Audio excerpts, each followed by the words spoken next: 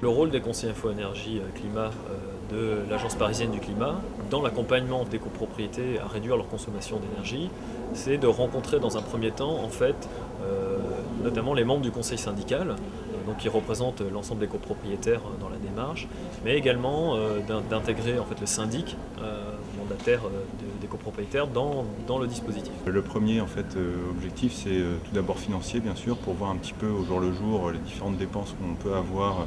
Parce que c'est vrai que le chauffage et l'eau aujourd'hui représentent à peu près 52% du budget global de la copropriété en dépenses quotidiennes. Et donc l'objectif, c'est de voir un petit peu comment est-ce qu'on pourrait faire quelques économies là-dessus en investissant aujourd'hui pour faire des économies demain. Et puis le deuxième objectif, c'est aussi une volonté écologique. Du béton et peinture dernier avalon. Vous n'avez pas des problèmes d'humidité?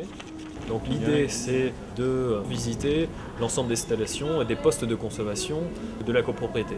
Alors ça peut être tout ce qui est façade pour pouvoir analyser les potentiels d'isolation thermique et des parois vitrées, donc les fenêtres. Donc on est là pour faire un état des lieux, une espèce de pré-diagnostic en fait de la copropriété. Dans un deuxième temps, on visite également les installations et les systèmes thermiques, c'est-à-dire le chauffage et la production d'eau chaude sanitaire. On va pouvoir voir notamment toutes les problématiques qui sont liées par exemple à la perte de rendement des chaudières, mais également sur l'ensemble des pièces.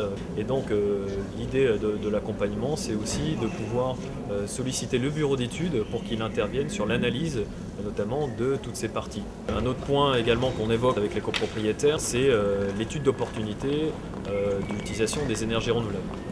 On pense notamment quand les propriétaires ont une toiture terrasse ou une toiture favorable à l'installation par exemple de panneaux solaires thermiques pour faire de l'eau chaude sanitaire et couvrir une partie des besoins. C'est aussi du coup des gains énergétiques engendrés par cette installation.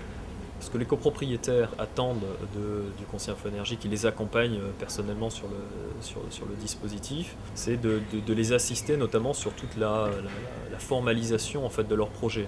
Donc c'est de les accompagner sur la construction de l'ensemble de leur démarche, sur le nombre d'années où va s'écouler en fait, le projet. C'est vrai qu'il y a pas mal de pédagogie, ça fait déjà 2 ans qu'on en parle, que l'idée se fait un petit peu dans les esprits. Cette année, là, on a présenté en AG une préétude, on va dire détaillée, qu'on a conduite au niveau du conseil syndical pour présenter, on va dire, les aberrations qu'on a pu constater, un certain nombre de fenêtres ouvertes en hiver, un certain nombre de fuites d'eau, de gens qui ne payent pas l'eau parce que les compteurs ne comptent pas, un certain nombre également de déperditions d'énergie évidentes. Notre objectif, c'est vraiment qu'à l'issue de ces travaux qu'on va conduire avec l'Agence parisienne du climat et un bureau d'études qui nous reste à déterminer, de voir un petit peu sur l'ensemble des années à venir quels pourraient être les investissements les priorisants par rapport aux coûts et aux bénéfices attendus financiers, de manière à ce que ça ne soit pas une charge trop lourde pour les copropriétaires. Effectivement, c'est dur, hein. C'est un choix de dépenses sur l'avenir.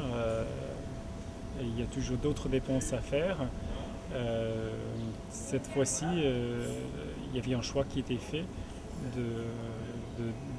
d'entreprendre cette démarche pour avoir une vue d'ensemble des chantiers à faire dans les prochaines années. C'est vrai que la subvention via l'APC extrêmement intéressante et on motive les gens parce que pour un coût assez finalement modeste, on peut avoir une vision assez claire de l'état de notre copropriété et surtout de la manière de l'améliorer. Et puis si on a bien compris en plus, ça va être obligatoire en 2017.